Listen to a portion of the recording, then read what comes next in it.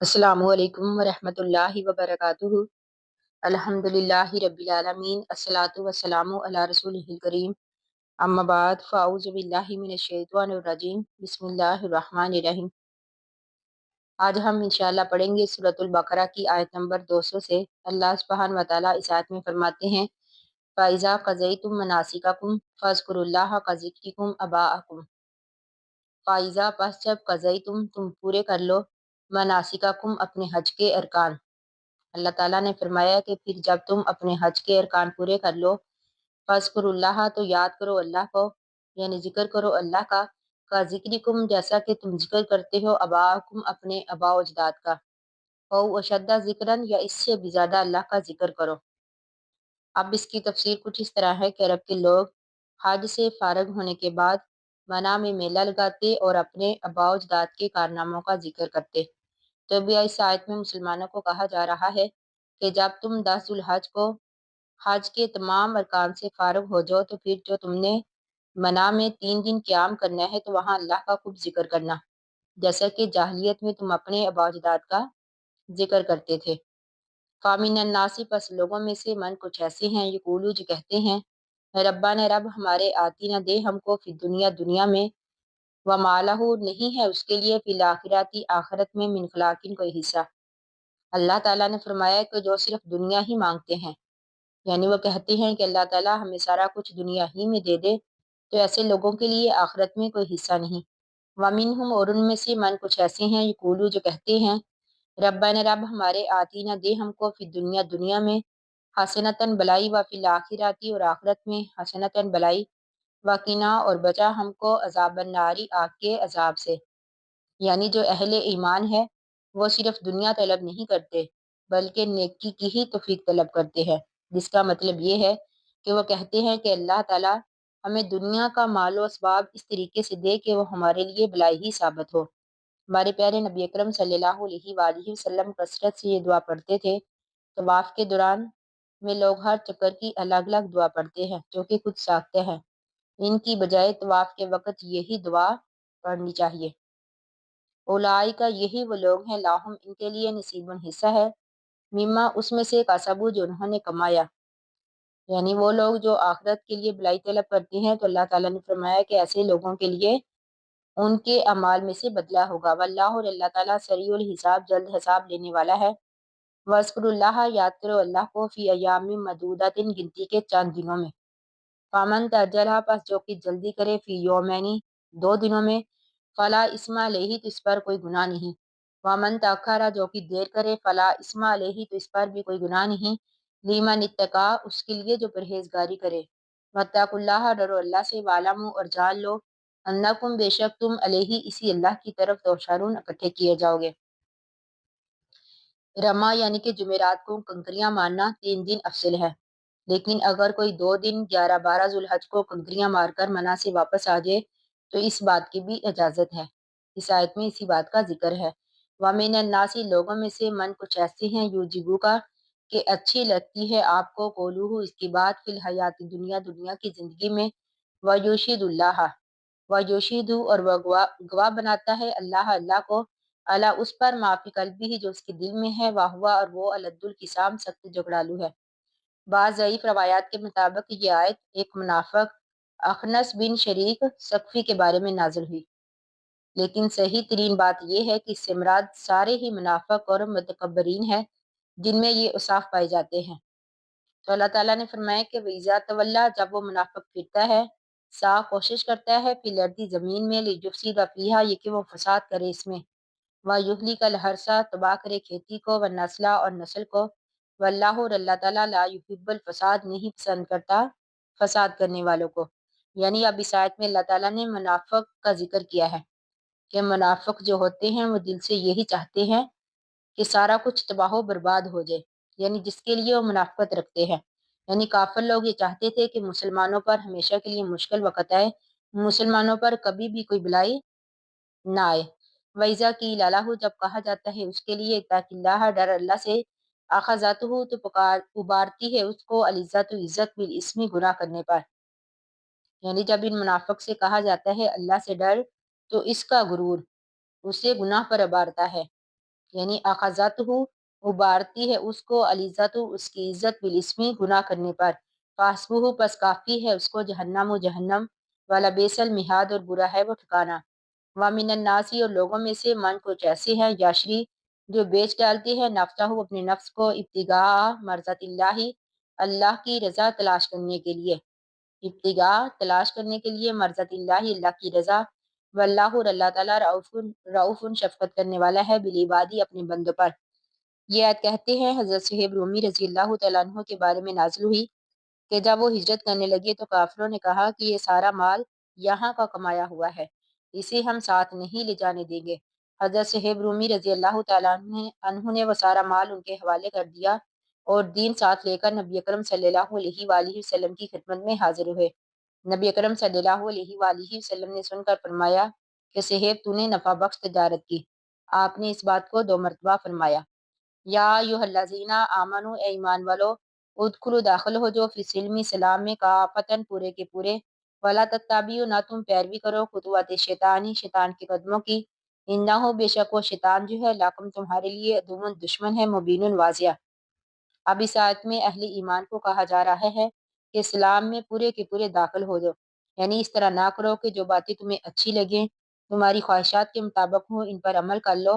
لیکن جو باتیں تمہیں بری لگے، تمہاری خواہشات کے مطابق نہ ہو، تم اسے نظر انداز کر دو۔ بلکہ اللہ تعالیٰ نے فرمایا کہ پورے کے پورے اسلام میں داخل ہو جاؤ۔ فائن پس اگر زلال تم بہک جاؤ، پھسل جاؤ، من بعد اس کے ما جاءتکم جو آ چکے تمہارے پاس البینات روشن دلائل، فعلموا تو جان لو ان اللہ بے شک اللہ تعالیٰ عزیز غالب ہے، حکیم حکمت والا ہے۔ اللہ تعالیٰ نے فرمایا کہ پھر اگر تمہارے پاس واضح دلائل آ جانے کے بعد بھی تم بہک جاؤ تو جان لو بے شک اللہ تعالیٰ غالب خوب حکمت والا ہے۔ حال ینظرون نہیں وہ انتظار کرتے الا مگر ان اس بات کا یاتیہم اللہ کہ آئے ان کے پاس اللہ فی ظلال سائے میں من الغمامی بادلوں کے۔ اللہ تعالیٰ نے فرمایا کہ اب وہ اس انتظار میں ہے کہ اللہ بادلوں کے سائے میں ان کے سامنے چلا آئے، والملائکۃ اور فرشتے بھی آئیں، وقضی الامر اور فیصلہ کر دیا جائے کام کا، وإلی اللہ اللہ کی طرف ترجع الامور لوٹائے جاتے ہیں تمام معاملات۔ اب اس آیت میں قیامت کا منظر ہے، یعنی کیا یہ قیامت کا انتظار کر رہے ہیں، یا پھر اس کا مطلب یہ ہے کہ اللہ تعالیٰ فرشتوں کے جلوے میں اور بادلوں کے سائے میں ان کے سامنے آئے اور فیصلہ چکائے، یعنی قیامت کا، کیا تب وہ ایمان لائیں گے؟ لیکن ایسا ایمان جو ہے قابل قبول نہیں ہوگا۔ سوال کیجئے بنی اسرائیل سے، کم اتیناہم کتنی ہم نے دی ان کو، من آیت نشانیاں، بینات روشن۔ اللہ تعالیٰ نے فرمایا کہ پوچھئے بنی اسرائیل سے ہم نے انہیں کتنی واضح نشانیاں دی۔ اس سے مراد موسیٰ علیہ السلام کے معجزے، جیسا کہ عصائے موسیٰ، بادلوں کا سایہ، من اور سلوہ وغیرہ، جو اللہ تعالیٰ کی قدرت اور موسیٰ علیہ السلام کے پیغمبر ہونے کی صداقت کی واضح دلیل تھے۔ لیکن اس کے باوجود اللہ تعالیٰ نے فرمایا کہ انہوں نے اللہ تعالیٰ کے حکموں سے اعراض کیا۔ وَمَنْ يُبَدِّلْ پس جو کہ بدل ڈالے نعمت اللہ اللہ کی نعمتوں کو، من بعد اس کے ما جاءتہ جب وہ آ چکی اس کے پاس، یعنی جو کہ اللہ کی نعمت پا لینے کے بعد اسے بدل ڈالے، فَإِنَّ اللَّهَ پس بے شک اللہ تعالیٰ شدید العقاب سخت سزا دینے والا ہے۔ یعنی اس سے مراد یہ ہے کہ ایمان کے بدلے کفر کا راستہ اختیار کرے۔ زینہ خوبصورت کر دی گئی للذین ان لوگوں کے لیے کفروا جنہوں نے کفر کیا، الحیات دنیا دنیا کی زندگی، یعنی کافروں کے لیے دنیا کی زندگی سجا دی گئی، وَیَسْخَرُونَ اور وہ مذاق اڑاتے ہیں من الذین ان لوگوں کا آمنوا جو ایمان لائے، چونکہ مسلمانوں کی اکثریت جو تھی غربا پر مشتمل تھی، جو دنیاوی سہولتوں سے محروم تھے، تو کافر لوگ ان مسلمانوں کا مذاق اڑاتے۔ تو اللہ تعالیٰ نے فرمایا والذین اور وہ لوگ اتقوا جنہوں نے پرہیزگاری کی، فوقہم ان کے اوپر ہوں گے یوم القیامت قیامت کے دن، یعنی یہی ایمان والے کافروں کے اوپر ہوں گے درجات میں۔ واللہ اور اللہ تعالیٰ یرزق رزق دیتا ہے من یشاء جسے چاہتا ہے، بغیر حساب بغیر حساب کے۔ کان الناس تھے لوگ امتً واحدۃ ایک ہی جماعت، یعنی پہلے لوگ ایک ہی جماعت تھے، توحید پر قائم تھے۔ حضرت آدم علیہ السلام سے لے کر حضرت نوح علیہ السلام تک لوگ توحید پر قائم رہے، پھر لوگوں میں اختلاف آنا شروع ہو گیا۔ فبعث اللہ تو بھیجا اللہ تعالیٰ نے النبیین نبیوں کو، مبشرین خوشخبری دینے والے، و منذرین اور ڈرانے والے، منزلہ نازل کیا معاہم ان کے ساتھ الکتابہ کتاب کو بالحق کی ساتھ حق کے، یعنی پھر اللہ تعالیٰ نے انبیاء بھیجے اور ان انبیاء کے ساتھ اللہ تعالیٰ نے برحق کتاب نازل کی، لیحکما تاکہ وہ فیصلہ کرے بین الناسی لوگوں کے درمیان، فیما ان باتوں میں اختلاف فیہ جس میں انہوں نے اختلاف کیا،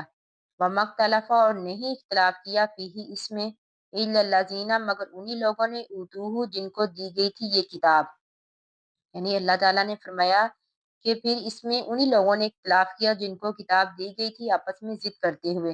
من بعد اس کے ما جاءتہم جب آ چکی ان کے پاس البینات روشن دلائل، بغین سرکشی کرتے ہوئے بینہم آپس میں، فہد اللہ پس ہدایت دی اللہ تعالیٰ نے الذین ان لوگوں کو آمنو جو ایمان لائے تھے، لما ان باتوں میں اختلاف فیہ جس میں انہوں نے اختلاف کیا، من الحق حق سے بزنی اپنے حکم کے ساتھ، پھر اللہ تعالیٰ نے فرمایا کہ پھر جو لوگ ایمان لے آئے انہیں اللہ تعالیٰ نے اپنے حکم سے حق کا راستہ دکھایا جس میں لوگوں نے اختلاف کیا تھا۔ اب یہاں پر اختلاف سے مراد جیسا کہ اہل کتاب نے جمعہ میں اختلاف کیا، یہودیوں نے ہفتہ کو اور عیسائیوں نے اتوار کو اپنا مقدس دن قرار لیا، تو اللہ تعالیٰ نے مسلمانوں کو جمعے کا دن اختیار کرنے کی ہدایت دی، یعنی اللہ تعالیٰ نے اختلافات میں مسلمانوں کو سیدھی راہ دکھائی، واللہ اور اللہ تعالیٰ یہدی ہدایت دیتا ہے من یشاء جسے چاہتا ہے الی صراط مستقیم سیدھی راہ کی طرف۔ ام حسیبتم کیا تم گمان کرتے ہو ان تدخلوا یہ کہ تم داخل ہو جاؤ گے الجنت جنت میں، ولما اور نہیں یاتکم آئی تمہارے پاس مثل الذین مثال ان لوگوں کی خلو جو گزر چکے تھے من قبلکم تم سے پہلے، یعنی ہجرت مدینہ کے بعد جب مسلمانوں کو یہودیوں منافقوں اور مشرکین عرب سے مختلف قسم کی تکلیفیں پہنچی تو بعض مسلمانوں نے نبی کریم صلی اللہ علیہ وآلہ وسلم سے شکایت کی، جس پر مسلمانوں کی تسلی کے لیے یہ آیت بھی نازل ہوئی۔ پھر خود نبی اکرم صلی اللہ علیہ وآلہ وسلم نے فرمایا کہ تم سے پہلے لوگوں کو ان کے سر سے لے کر پیروں تک آرے سے چیر دیا گیا، لوہے کی کنگھی سے ان کے گوشت کو نوچا گیا، لیکن یہ ظلم یہ تشدد ان کو ان کے دین سے نہیں پھیر سکا، جیسے کہ اللہ تعالیٰ نے اس آیت میں فرمایا وَلَمَّا يَأْتِكُمْ اور نہیں آئی تمہارے پاس مَثَلُ الَّذِينَ مثال ان لوگوں کی خلو جو گزر چکے تھے من قبلکم تم سے پہلے، مساتہم پہنچی تھی ان کو البساؤ سختی، وضراؤ تکلیف، وزلزلوا اور وہ ہلا دیے گئے،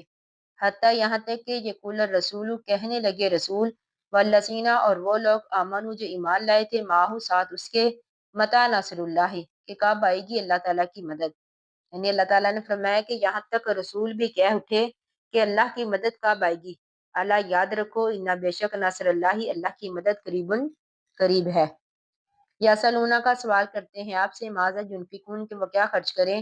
قل نبی آپ کہہ دیجئے ما انفقتم جو بھی تم خرچ کرو من خیرین بلائی سے،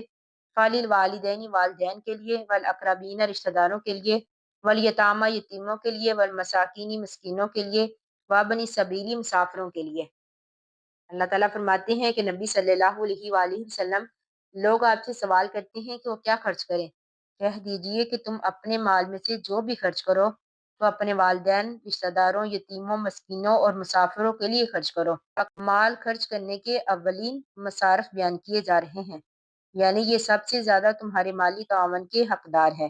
اس سے معلوم ہوا کہ انفاق کا یہ حکم صدقات نافلہ سے متعلق ہے، یعنی زکوٰۃ سے متعلق نہیں، کیونکہ ماں باپ پر زکوٰۃ کی رقم خرچ کرنی جائز نہیں۔ پھر فرمایا وما تفعلوا جو بھی تم بلائی کرو گے، وما تفعلوا جو بھی تم کرو گے من خیرین بلائی، فإن اللہ پس بے شک اللہ تعالیٰ بھی اس کو علیم جاننے والا ہے، یعنی جو بھی تم اچھا کام کرو گے، جو بھی نیکی کرو گے، بے شک اللہ تعالیٰ اس کا اجر دینے والا ہے اور اللہ تعالیٰ اس کو خوب جانتا ہے۔ باقی ہم انشاءاللہ کل پڑھیں گے۔ اللہ تعالیٰ سے دعا ہے کہ ہم نے جو بھی پڑھا اللہ تعالیٰ ہمیں اس کو سمجھنے اور اس پر عمل کرنے کی توفیق دے، آمین ثم آمین۔ آخر دعوانا ان الحمد للہ رب العالمین۔ السلام علیکم ورحمۃ اللہ وبرکاتہ۔